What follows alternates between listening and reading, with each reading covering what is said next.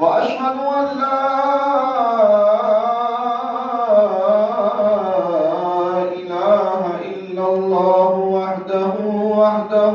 وحده لا شريك له وأشهد أن محمدا عبده ورسوله اللهم صل على محمد وعلى آل محمد صلى الله عليه وسلم كما صليت على إبراهيم وعلى آل إبراهيم إنك حميد مجيد اللهم بارك على محمد وعلى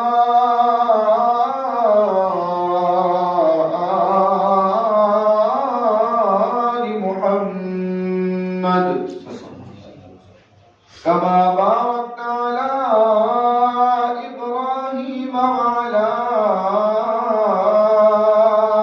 آل إبراهيم إنك حميد مجيد أما بعد فإن خير الحديث كتاب الله وخير الهدي هدي محمد صلى الله عليه وسلم وشر الأمور محدثاتها وكل محدثة بدعة وكل بدعة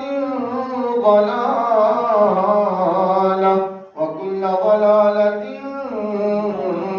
في النار رب اشرح لي صدري ويسر لي أمري واحلل عقدة من لساني يفقهوا قولي رب زدني علما رب زدني علما رب زدنا علما أعوذ بالله من الشيطان الرجيم بسم الله الرحمن الرحيم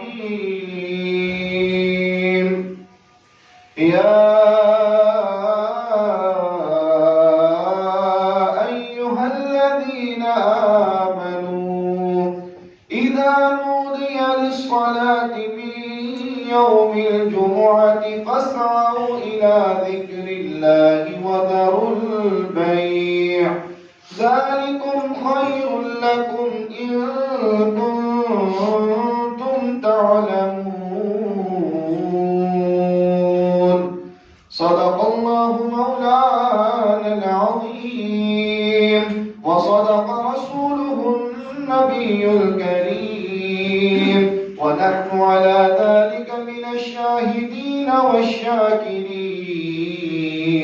والحمد لله رب العالمين حمد و ثنا تعریف تمجید تقدیس اللہ رب العزت کے لیے جو کائنات کا پالنے والا ہے خالق ہے مالک ہے رازق ہے داتا ہے گنج بخش ہے لجپال ہے غریب نواز ہے غوث اعظم ہے علی کل شیء قدیر ہے درود و سلام آقا دو جہاں امام الانبیاء خطیب الانبیاء امام اعظم پیر اعظم مرشد اعظم رہبر اعظم امام کائنات نبی التوبہ نبی الرحمہ بشیر نذیر سراج منیر صلی اللہ علیہ وسلم کی ذات اقدس پر ہے باری تعالیٰ سے دعا ہے کہ اللہ ہمارا یہاں پر آنا اپنی بارگاہ کے اندر منظور و مقبول فرمائے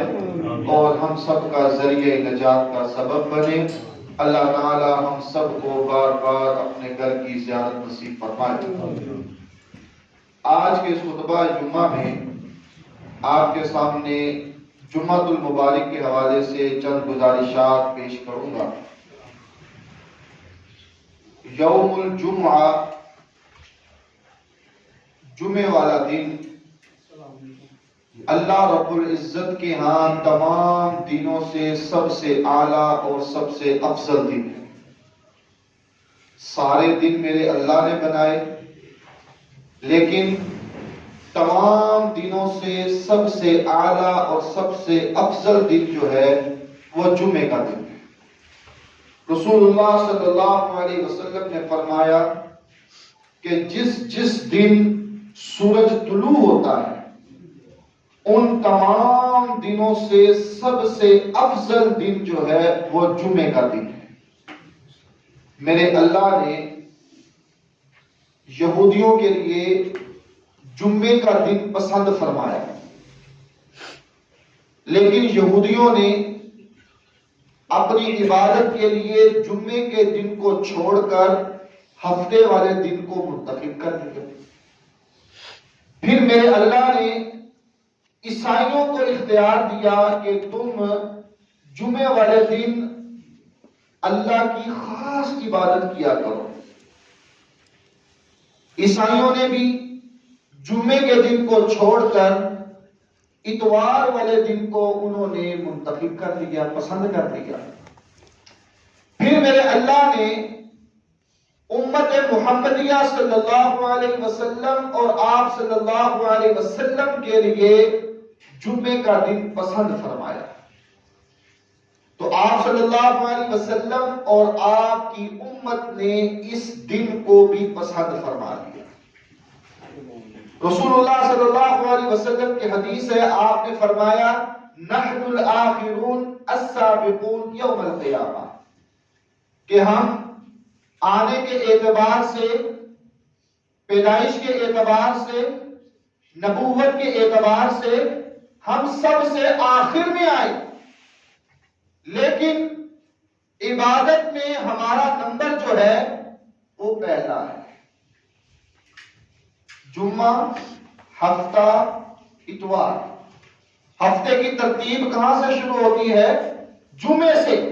ہمارے ہاں جو رواج قائم ہے کہ ہفتے کا آغاز جو ہے وہ اتوار سے کیا جاتا ہے یا پیر سے کیا جاتا ہے، یہ اسلامی ترتیب نہیں ہے۔ اسلامی ترتیب جو ہے وہ ہفتے کا آغاز جو ہے وہ جمعے سے شروع ہوتا ہے۔ آپ صلی اللہ علیہ وسلم نے فرمایا کہ ہم آئے تو آخر میں، لیکن عبادت میں جو ہے وہ ہم سب سے پہلے ہیں۔ اور آپ صلی اللہ علیہ وسلم نے فرمایا کہ قیامت کا دن ہوگا، ساری امتیں، سارے لوگ جمع ہوں گے، تو سب سے پہلے جو ہے میری امت کے متعلق حساب کتاب کیا جائے گا، میری امت کے متعلق فیصلہ سنایا جائے گا، اور ان کو مقام و مرتبہ جو عطا اللہ نے کرنا ہے وہ عطا کرے گا۔ عبادت میں بھی پہلے اور فیصلے میں بھی پہلے۔ اور رسول اللہ صلی اللہ علیہ وسلم نے فرمایا کہ یہ جمعے کا دن وہ دن ہے جس دن اللہ نے سیدنا آدم علیہ السلام کو پیدا کیا۔ آپ جنت میں داخل ہوئے، دن کون سا تھا؟ جمعے کا تھا۔ آپ جنت سے نکالے گئے، دن کون سا تھا؟ جمعے کا تھا۔ آپ زمین پر آئے تو دن کون سا تھا؟ جمعے کا۔ رسول اللہ صلی اللہ علیہ وسلم نے فرمایا کہ جب آدم علیہ السلام اس دنیا سے رخصت ہوئے تو دن کون سا تھا؟ جمعے کا تھا۔ آپ صلی اللہ علیہ وسلم نے فرمایا قیامت جب واقع ہوگی تو دن کون سا ہوگا؟ جمعے کا ہوگا۔ اسی لیے محمد رسول اللہ صلی اللہ علیہ وسلم نے فرمایا کہ جب جمعے کا دن آتا ہے نا تو فجر کی اذان سے لے کر طلوع آفتاب تک، سورج کے نکلنے تک، سارے پرندے، جانور، حیوانات، سارے کے سارے یہ بڑے ڈرے ہوئے ہوتے ہیں، ان پر خوف طاری ہوتا ہے، یہ پریشان ہوتے ہیں، سوائے انسانوں کے اور جن کے۔ انسانوں کے اور جنوں کے علاوہ باقی سارے مخلوقات میرے اللہ کی جو ہے وہ ہر جمعے والے دن اذان فجر سے لے کر سورج نکلنے تک پریشان رہتی ہے۔ کیوں؟ وہ اس وجہ سے کہ کہیں آج قیامت واقع نہ ہو جائے، کہیں آج سورج مشرق سے جو نکلتا ہے وہ مغرب سے نہ نکل جائے، اور جب پھر سورج نکل آتا ہے تو پھر ان کی پریشانی ختم ہو جاتی ہے، ان کی پریشانی دور ہو جاتی ہے۔ انسانوں کے علاوہ، جنوں کے علاوہ باقی ساری مخلوقات جو ہے میرے اللہ کی، وہ ہر جمعے والے دن جو ہے اذان فجر سے لے کر طلوع فجر تک، طلوع آفتاب تک وہ پریشان رہتی ہے، اور آج کا مسلمان اس کو کچھ احساس نہیں ہے۔ رسول اللہ صلی اللہ علیہ وسلم نے فرمایا کہ ہفتے کی ساری فجر کی نمازوں میں سے سب سے اعلیٰ اور افضل نماز جو ہے وہ فجر کی جمعے والے دن کی ہے۔ ہفتے کی ساری فجر کی نمازوں کو اگر اکٹھا کیا جائے تو ان ساری نمازوں میں سے سب سے اعلیٰ اور سب سے افضل نماز جو ہے وہ کون سی ہے؟ جمعے کی نماز۔ اور آج ہم اپنا جائزہ لیں، اپنے آپ کو دیکھیں، اپنے اندر دیکھیں کہ آج ہم میں سے کتنے ایسے لوگ ہیں جنہوں نے فجر کی نماز مسجد میں آ کر ادا کی ہے۔ ہم لوگ ان چیزوں کا خیال نہیں رکھتے۔ ہم مسلمان ہیں، ہمیں ان چیزوں کا احساس ہونا چاہیے، ان چیزوں پر عمل کرنا چاہیے کہ محمد رسول اللہ صلی اللہ علیہ وسلم نے فرمایا کہ جمعے والے دن فجر کی نماز ساری فجر کی نمازوں میں سے افضل ہے، اعلیٰ ہے۔ اب ہم نے دیکھنا ہے کہ ہم نے ان میں سے کیا کیا ہے۔ کتنے ایسے ہیں جنہوں نے فجر کی نماز مسجد میں آ کر پڑھی ہے؟ تو ان چیزوں کو غور کرنا چاہیے، ان چیزوں کو دیکھنا چاہیے کیا ہم کر رہے ہیں اور ہمیں کیا کرنا چاہیے۔ جمعے والے دن ایک بہت بڑی عبادت جس کے لیے آج ہم یہاں پر جمع ہوئے ہیں وہ کیا ہے؟ جمعہ ہے۔ جمعہ، اور اس کے حوالے سے جمعہ پڑھنے کے لیے، آنے کے لیے کچھ آداب ہیں اور کچھ ثواب بھی ہے جن کے متعلق ہمیں پتہ ہونا چاہیے اور اس کا اہتمام ہم سب کو کرنا چاہیے۔ ان آداب میں سے پہلا ادب یہ ہے کہ ہر انسان کو جمعے والے دن غسل کرنا چاہیے۔ غسل کرنا چاہیے۔ وہ جس طرح مرضی اپنے آپ کی حفاظت رکھے، پانی کو گرم کرے یا جس طرح بھی حالات میسر ہیں ان کو واقع لائے اور پھر اپنی تیاری کے ساتھ جمعے والے دن غسل کرے، یہ ضروری اور لازمی ہے۔ ہمارے ہاں کچھ احباب جمعے والے دن فجر کی اذان سے پہلے غسل کر لیتے ہیں، وہ غسل فرضی ہو یا ویسے ہی ہو، غسل کر لیتے ہیں جمعے والے دن فجر کی اذان سے بھی پہلے۔ تو وہ غسل جو ہے وہ جمعے کی نماز کے لیے کافی نہیں ہے، وہ غسل جمعے کی نماز کے لیے کافی نہیں ہے۔ فرضی غسل اپنی جگہ پر، ویسے غسل کرنا اپنی جگہ پر، لیکن نماز جمعہ کے لیے خاص طور پر اسپیشل غسل کرنا رسول اللہ صلی اللہ علیہ وسلم نے اس کا حکم دیا ہے۔ اس کی وجہ کیا ہے؟ تاکہ آنے والا جمعہ پڑھنے والا شخص جو ہے وہ مسجد میں آئے، لوگوں کے درمیان بیٹھے تو اس کے جسم سے بدبو نہ آئے، اس کے جسم سے سمیل نہ آئے، وہ پاک صاف ہو کر مسجد میں آئے۔ جمعے والے دن آپ صلی اللہ علیہ وسلم نے غسل کو کیوں ضروری کہا ہے؟ اللہ کے نبی صلی اللہ علیہ وسلم نے جب لوگوں کو واعظ و نصیحت کی، لوگوں کو دعوت دی تو لوگ اسلام قبول کرنا شروع ہوئے تو وہ مسجد نبوی جو تھی وہ چھوٹی سی تھی، اس کی چھت کھجوروں کی طرح کی تھی، لوگ آتے اور غربت تھی، جب لوگ آتے پسینہ آتا، حبس ہوتا تو بدبو کا احساس پیدا ہوتا، تو آپ صلی اللہ علیہ وسلم نے فرمایا کہ آپ ہر جمعے والے دن غسل کریں، غسل یوم الجمعہ واجبہ علی کل محتلم، کہ ہر مسلمان پر جمعے والے دن غسل کرنا یہ ضروری ہے۔ تو چاہیے کہ ہم اس کا بھی اہتمام کریں کہ جمعے والے دن غسل کر کے آئیں۔ اس کے بعد اچھا لباس پہننا، محمد رسول اللہ صلی اللہ علیہ وسلم نے ہمیں اس کا حکم دیا ہے کہ اچھا لباس پہن کر آئیں۔ آپ صلی اللہ علیہ وسلم نے اپنے صحابہ کو حکم دیا تھا کہ تم ایک یا دو جوڑے خاص کرو جو جمعے کے دن پہن کر آنے ہیں۔ اس وقت غربت تھی، صحابہ کے پاس اتنا مال نہیں تھا، کپڑے نہیں بنا سکتے تھے، تو آپ نے ان کو یہ حکم دیا کہ تم جو ہے وہ اچھے کپڑے مختص کر لو، خاص کر لو جمعے والے دن کے لیے، کہ تم نے یہ جوڑا جو ہے جمعے والے دن ہی پہنا۔ آج تو اللہ کی رحمت ہے کہ ہر انسان کے پاس وافر کپڑے موجود ہیں، طرح طرح کے نئے کپڑے موجود ہیں، تو جمعے والے دن جو ہے وہ اہتمام کے ساتھ خوبصورت اور صاف ستھرے کپڑے پہن کر آنا چاہیے۔ اور ہمارے ہاں یہ بھی مشہور ہے کہ جمعے کے لیے جن لوگوں نے کپڑے خاص کر لیے ہیں ان کا قیامت والے دن حساب نہیں ہوگا کہ یہ جوڑا میں نے، یہ ایک جوڑا یا دو جوڑے میں نے جمعے کے لیے خاص کر لیے ہیں، لہٰذا ان کا قیامت والے دن حساب نہیں ہوگا۔ تو یہ بات بالکل غلط ہے۔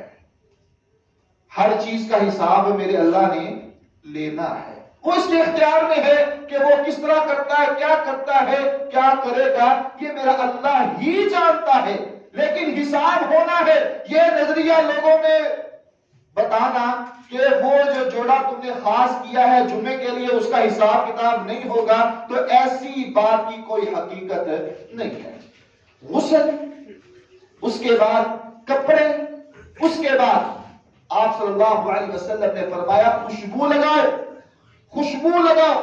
اگر خوشبو میسر نہیں ہے تو پھر آپ نے کیا فرمایا کہ تیل لگاؤ، خوشبو لگاؤ، تیل لگاؤ۔ اس کے بعد آپ صلی اللہ علیہ وسلم نے فرمایا کہ مسواک کرو، مسواک، اپنے دانتوں کی صفائی کرو، صاف ستھرے کرو دانتوں کو۔ اور اگر آپ کے پاس مسواک میسر نہیں ہے تو آپ برش بھی کر سکتے ہیں، لیکن صفائی ضروری ہے، اپنے آپ کو پاک صاف کرنا ضروری ہے۔ اہتمام کے ساتھ مسجد میں آنا جمعے کے لیے، جمعہ پڑھنے کے لیے، یہ ضروری ہے۔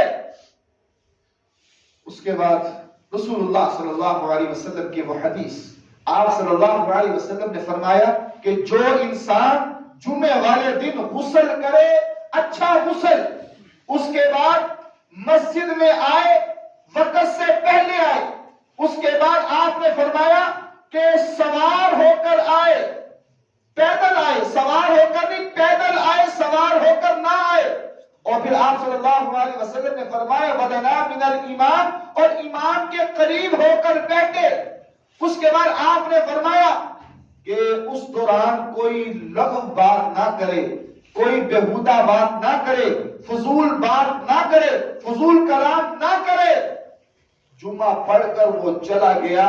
محمد الرسول اللہ صلی اللہ علیہ وسلم نے فرمایا کہ میرا اللہ اس انسان کے پچھلے 10 دنوں کے سارے گناہوں کو معاف کر دیتا۔ شرط کیا ہے؟ غسل کرے، اچھا غسل۔ شرط کیا ہے؟ جلدی آئے۔ شرط کیا ہے؟ پیدل آئے۔ شرط کیا ہے؟ امام کے قریب بیٹھے۔ شرط کیا ہے؟ کوئی لغو بات نہ کرے، کوئی غلط گفتگو نہ کرے۔ یہ کام انسان کر لے، محمد رسول اللہ صلی اللہ علیہ وسلم نے فرمایا میرا اللہ جو ہے اس انسان کے پچھلے 10 دنوں کے سارے گناہوں کو معاف کر دیتا ہے۔ اور ایک روایت ابو داؤد کی ہے، کیا کمال روایت ہے، اگر انسان اس حدیث کو ہی سمجھ لے تو میرا بھی خیال کہ اس انسان کو جو ہے اس چیز میں سستی کرنی چاہیے۔ اور اکثر جو ہے انسان اس حدیث کے بارے میں پوچھتے بھی ہیں کہ آیا یہ صحیح ہے یا ضعیف ہے؟ بالکل صحیح روایت ہے، لیکن اس میں شرط کیا ہے کہ پیدل چل کر آنا ہے۔ حدیث کیا ہے؟ محمد رسول اللہ صلی اللہ علیہ وسلم نے فرمایا کہ جو انسان جمعے والے دن پیدل چل کر مسجد میں آتا ہے، سوار نہیں ہوتا، پیدل چل کر مسجد میں آتا ہے، باقی وہی چیزیں، غسل کیا، جلدی آئے، پیدل چل کر مسجد میں آئے، اس کے لیے 2 اجر ہیں۔ دو اجر. پہلا اجر کیا ہے کہ میرا اللہ اس انسان کے ہر قدم کے بدلے اللہ ایسے انسان کو 1 سال روزے رکھنے کے برابر ثواب عطا فرمائے.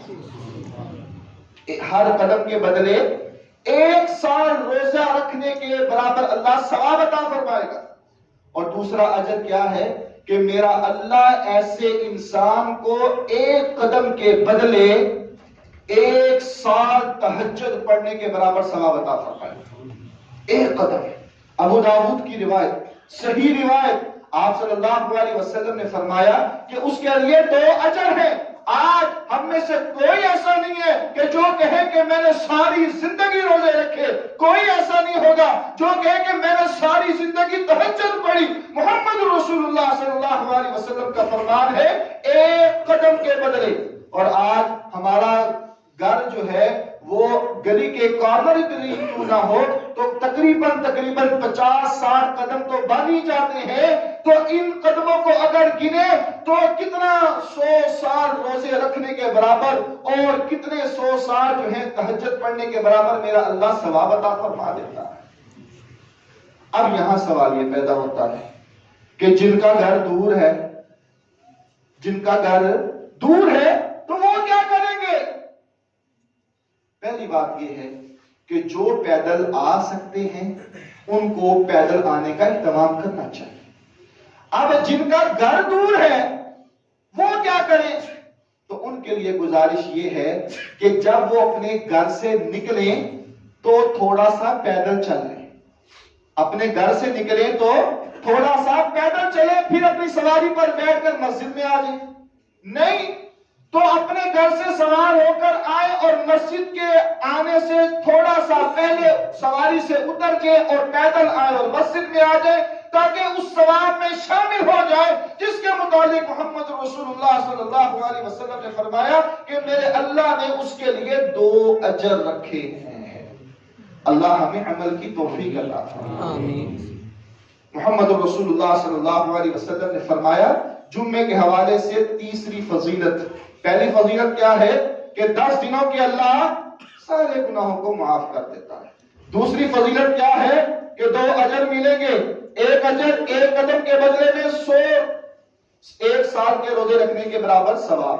اور دوسرا اجر کیا ہے 1 سال تہجد کی نماز پڑھنے کے برابر میرا اللہ ثواب عطا فرما دیتا ہے. تیسری فضیلت کیا ہے جمعے کے حوالے سے؟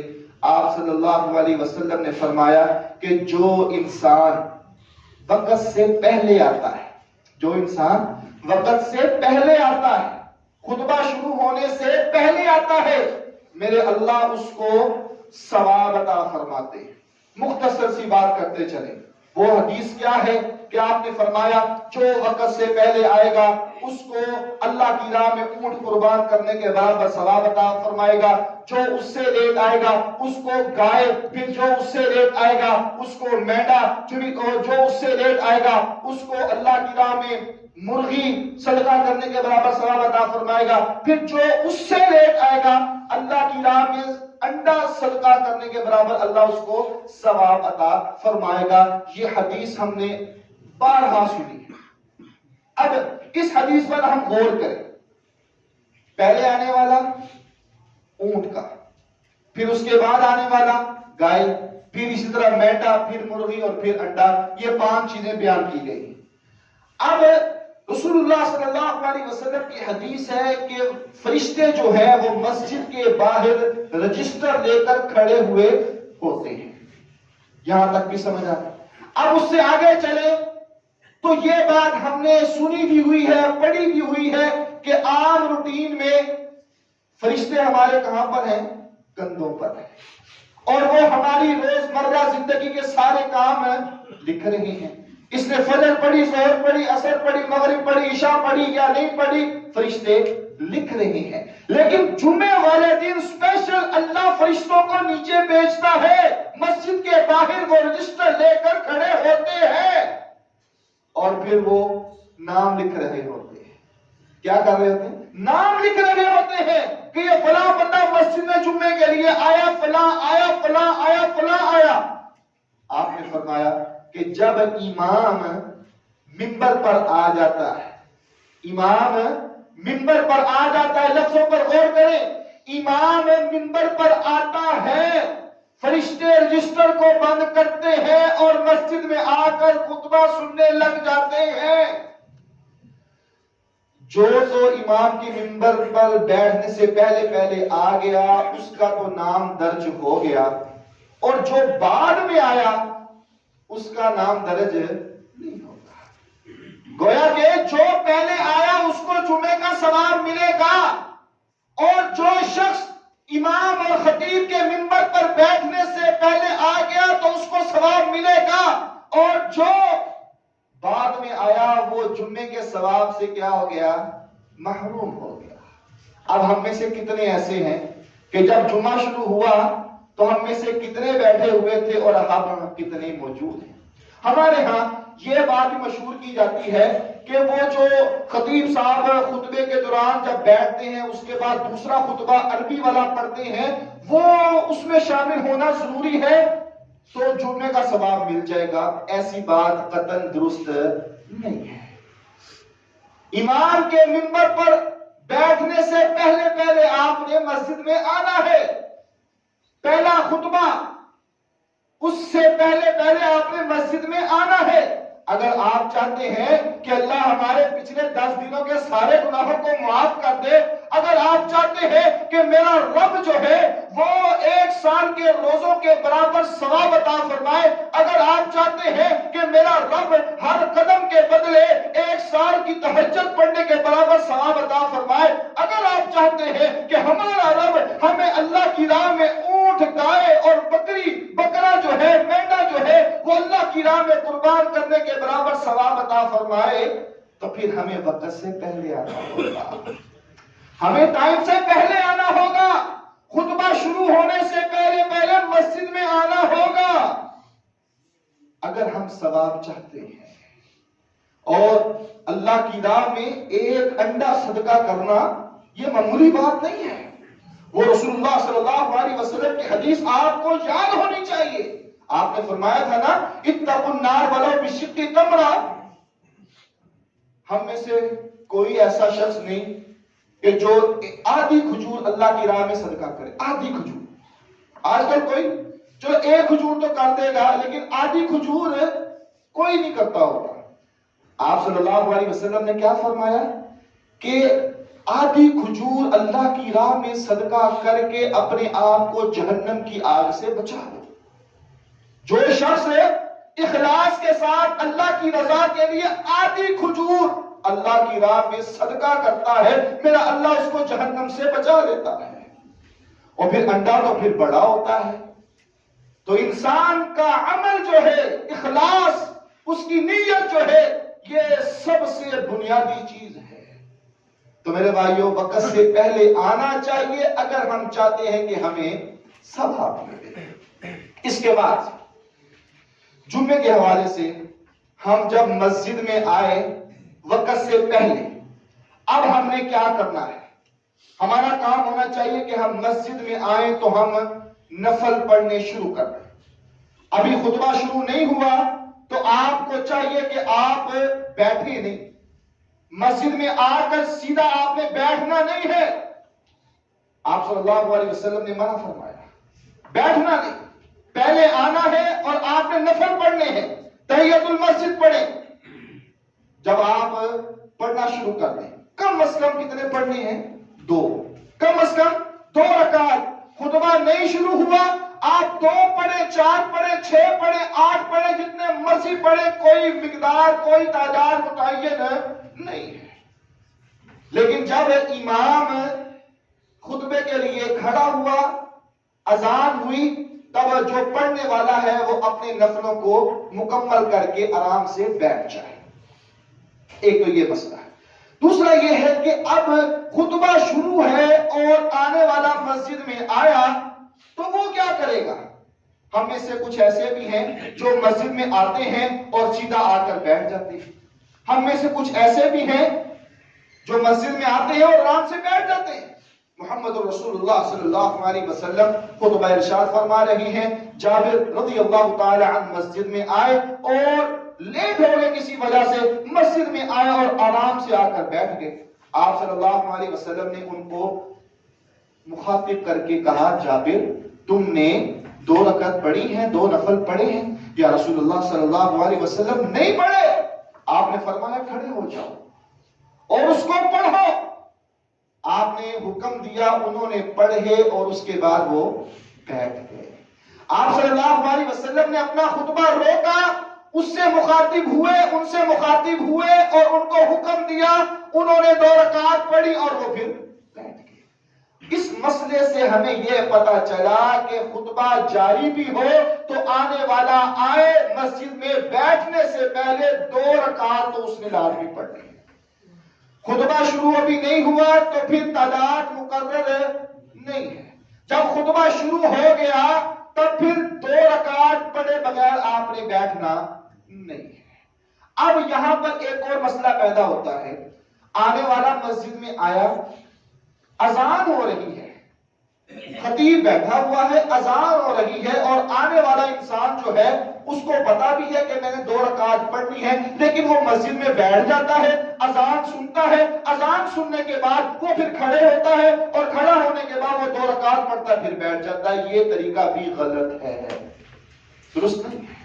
وہ کیسے؟ جب آپ مسجد میں آئے ہیں تو آپ اذان ہو رہی ہے, آپ کھڑے ہو کر سائڈ پر کھڑے ہو کر اذان سنیں, بیٹھنا نہیں ہے. اذان مکمل ہو گئی, جواب دینے کے بعد آپ تحیت المسجد پڑھ کر بیٹھ سکتے ہیں. تو میرے بھائیوں, ان چیزوں کو نوٹ کرنا چاہیے, ان مسائل کو سمجھ کر ان پر عمل کرنا چاہیے کہ مسجد میں آنا ہے اور یہ رکعت ہم نے پڑھنی ہے. اب مسجد میں آئے, اس کے بعد ہم نے کیا کرنا ہے؟ رسول اللہ صلی اللہ علیہ وسلم کی حدیث ہے وَلَنَا مِنَ الْإِمَامِ, امام کے قریب بیٹھنا ہے, خطیب کے قریب بیٹھنا ہے.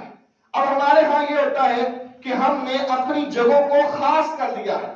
مسجد آگے سے خالی ہو ہم پیچھے بیٹھتے ہیں, مسجد میں آگے جگہ ہو تو ہم نے جو جگہ مقرر کی ہے ہم صرف وہیں پر بیٹھنا پسند کرتے ہیں. نہیں, یہ بات درست نہیں ہے.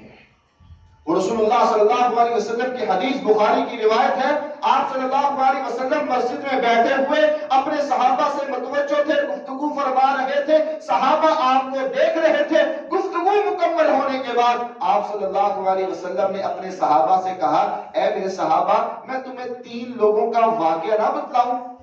صحابہ نے کہا جی یا رسول اللہ صلی اللہ علیہ وسلم آپ ہمیں بتلائیں. اللہ کے نبی صلی اللہ علیہ وسلم نے فرمایا کہ جب میں آپ سے کلام کر رہا تھا, گفتگو کر رہا تھا, تم میری طرف دیکھ رہے تھے, لیکن میں نے یہ دیکھا کہ مسجد کے دروازے میں 3 لوگ آئے.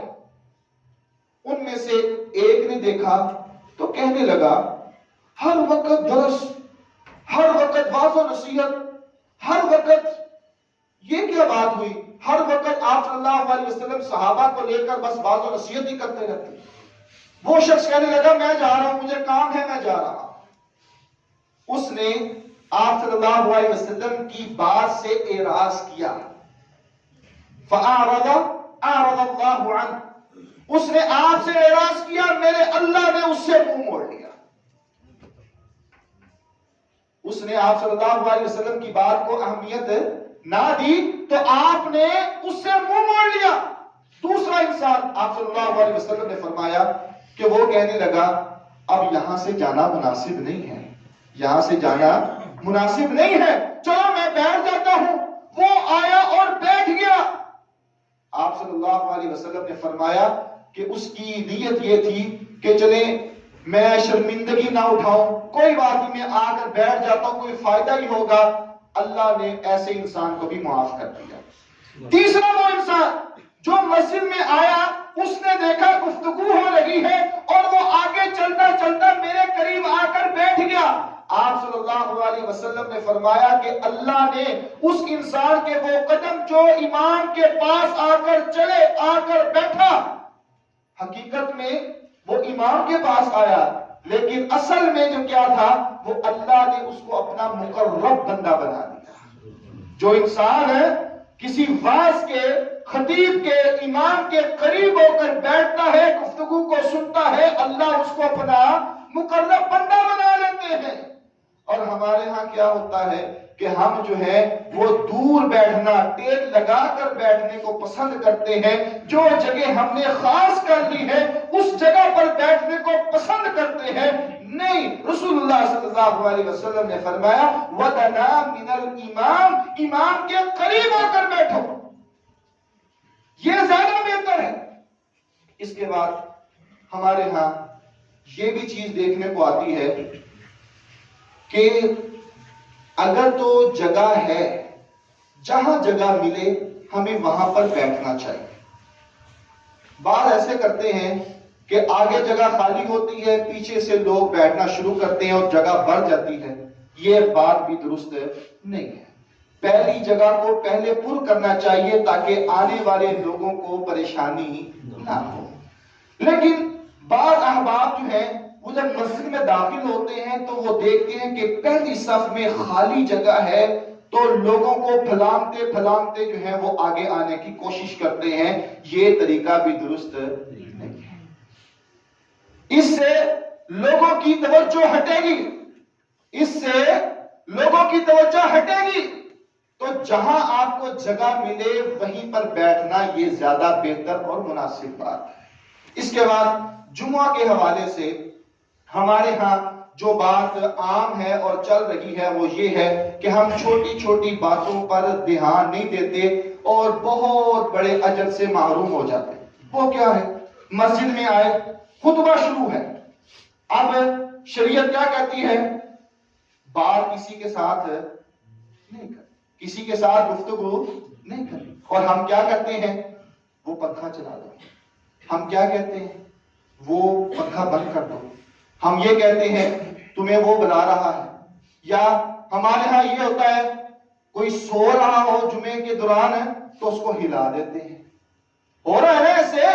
ہمارے ہاں یہ ہوتا ہے کوئی کال آ جائے تو ہم موبائل نکال کر اس کو سننے لگ پڑتے ہیں، میسج آ جائے تو اس کا جواب دینے لگ پڑتے ہیں، کوئی کلام کرے تو گفتگو کرنے لگ پڑتے ہیں، یا کوئی صاحب بہادر مسجد میں آئے تو ہم مصافحہ ہاتھ بڑھا کر اسے کرنے لگ پڑتے ہیں، اس کے حال و احوال جاننے اور پوچھنے لگ پڑتے ہیں۔ یہ کام، یہ باتیں عام ہیں ہمارے ہاں۔ رسول اللہ صلی اللہ علیہ وسلم کی وہ حدیث، جب خطبہ شروع ہو تو تم نے کسی کے ساتھ بات کرنی نہیں کرنی۔ کوئی سو رہا ہے تو سویا رہے، تم نے اس کو اٹھانا نہیں، حتیٰ کہ نیچے گرا ہوا تنکا جو ہے تم نے اس کو بھی نہیں اٹھانا۔ ہمارے ہاں کیا ہوتا ہے؟ پنجابیوں کے بارے میں مشہور ہے کہ بیٹھے بیٹھے ان کے پاؤں اور ہاتھ چلتے رہتے ہیں۔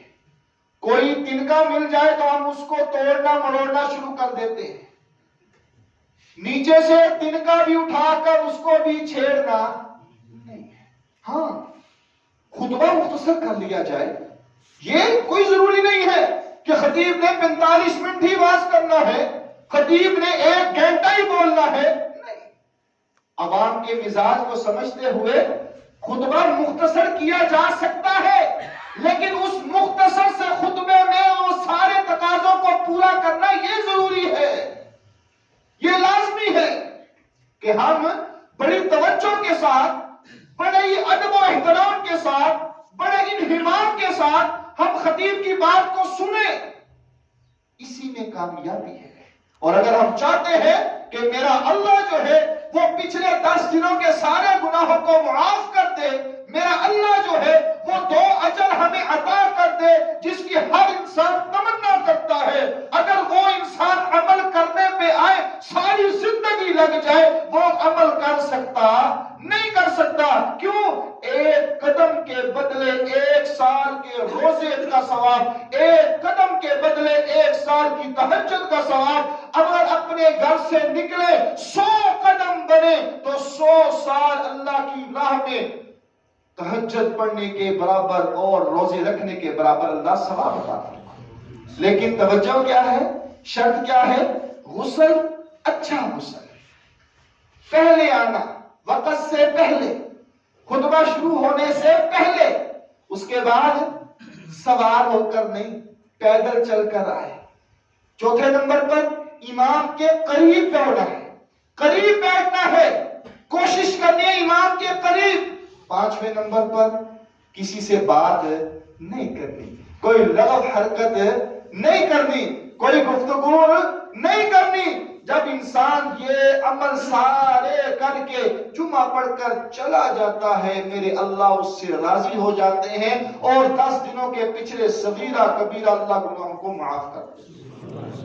اللہ ہمیں عمل کی توفیق عطا فرمائے اور ارادہ کریں, نیت کریں کہ اللہ ہمیں وقت سے پہلے آنے کی توفیق عطا فرمائے. جس طرح یہ مسجد اب بری ہوئی ہے, اللہ ہمیں وقت سے پہلے پڑھنے کی توفیق عطا فرمائے. اسی میں ہماری کامیابی ہے. وقت کو مختصر کیا جا سکتا ہے, لیکن خدا را ان ثواب کو سمیٹنے کی کوشش کریں. ہمارے ہاں جمعے کی نماز پڑھتے ہیں نا, تو جمعے کی نماز کے بعد احتیاطی ظہر بھی پڑھی جاتی ہے. پڑھتے ہیں نا, پڑھتے ہیں نا, کوئی ثبوت نہیں, کوئی وجود نہیں. رسول اللہ صلی اللہ علیہ وسلم کی حدیث حق ہے, سچ ہے.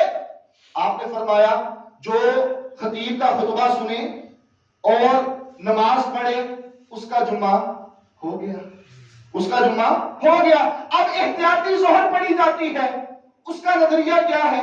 وہ سوچ یہ ہوتی ہے کہ اگر اللہ نے جمعہ قبول نہ کیا, چلو ظہر تو میں نے پڑھ لی ہے نا, تو اس کا مطلب پھر یہ ہوا کہ آپ نے جو فجر پڑھی ہے یا عصر پڑھی ہے, مغرب پڑھی ہے, عشاء پڑھی ہے, وہ اللہ نے قبول کر لی ہے. پھر اس کے لیے بھی احتیاطی شروع کر دو کہ یہ میں نے عصر پڑھ لی ہے, اب میں احتیاطی عصر پڑھ رہا ہوں. یہ میں نے عشاء پڑھ لی ہے, اب میں احتیاطی عشاء پڑھ رہا ہوں. یہ میں نے مغرب پڑھ لی ہے, اب میں احتیاطی مغرب پڑھ رہا ہوں. پھر یہ کام شروع کر دیا تھا؟ بالکل نہیں. رسول اللہ صلی اللہ علیہ وسلم نے ہمیں حکم دیا, آپ نے جمعہ پڑھا, بس ٹھیک ہے, اللہ نے قبول کرنا ہے, اس کو ثواب اللہ نے عطا فرمانا ہے. ہاں, اگر آپ کی نماز رہ گئی ہے, آپ جمعے میں شامل نہیں ہو سکے, تو پھر آپ نے جمعے کی بجائے ظہر کی نماز پڑھنی ہے. لیکن اگر آپ نے جمعہ پڑھا ہے, نماز پڑھی ہے, پھر احتیاطی ظہر پڑھنے کی ضرورت نہیں ہے. آخری مسئلہ ضروری سمجھتا ہوں, وقت پورا ہے. ہمارے ہاں یہ ہوتا ہے کہ حضرت صاحب کیا کریں, دکان میں نوکری کرنی ہوتی ہے تو وہ آنے نہیں دیتا, لہذا وقت سے 5 منٹ پہلے میں آ جاتا ہوں. دفتر سے چھٹی نہیں ملتی یا کچھ ایسی مصروفیات ہے, کاروبار گاہک آتے ہیں, تو لہذا ہم وقت نماز سے 5 منٹ پہلے مسجد میں آ جاتے ہیں. تو میرے بھائیوں, بات تو سخت ہے لیکن حقیقت ہے. میرے اللہ نے یہ بہانہ قبول نہیں کرنا, اللہ نے یہ عذر قبول نہیں کرنا کہ تمہاری نوکری خطرے میں تھی یا تمہارا کاروبار خطرے میں تھا. اللہ نے یہ عذر قبول نہیں کرنا. اللہ نے قرآن میں فرمایا وَمَا خَلَقْتُ الْجِنَّ وَالْإِنسَ إِلَّا لِيَعْبُدُونِ. دکان کے مالکوں کو چاہیے کہ وہ اپنے جو لیبر ہے ان پر نرم ہاتھ رکھیں, ان کو موقع فراہم کریں. دکانوں کو بند کر دیا جائے, اللہ پر توکل کرو, اللہ پر بھروسہ رکھو. کوئی نہیں, اگر 1-1.5 گھنٹہ مسجد دکان بند رہے گی تو آپ کا کاروبار انشاءاللہ عروج پر جائے گا. بات تو برکت کی ہے, مال کی فراوانی کی نہیں ہے. برکت ہوگی تو کامیابی ہے. اور آج ہمیں اس بات کا عزم کر لینا چاہیے کہ ہم وقت سے پہلے آئیں اور اپنی لیبر کو بھی ٹائم دیں. نہیں تو پھر آپ اپنے مالک سے کہہ سکتے ہیں کہ جو آپ کی دیہاڑی مزدوری مقرر ہے یا تنخواہ مقرر ہے, آپ اپنی کٹوائیں, کوئی بات نہیں. 1.5 گھنٹے کے لیے یا 1 گھنٹے کے لیے اللہ کی رضا کے لیے اگر آپ اپنی تنخواہ کو کٹوائیں گے تو میرا اللہ آپ کی اس قربانی کو رائے گا نہیں جائے انشاءاللہ. تو عزم کریں, ارادہ کریں کہ وقت سے پہلے آئیں, جمعے کے فلسفے کو سمجھیں. میرے اللہ نے جو یہ کام کرنے کا حکم دیا ہے, یقیناً اس میں کوئی نہ کوئی حکمت ضرور ہے. اللہ ہمیں ان اعمال کو اپنانے کی توفیق عطا فرمائے.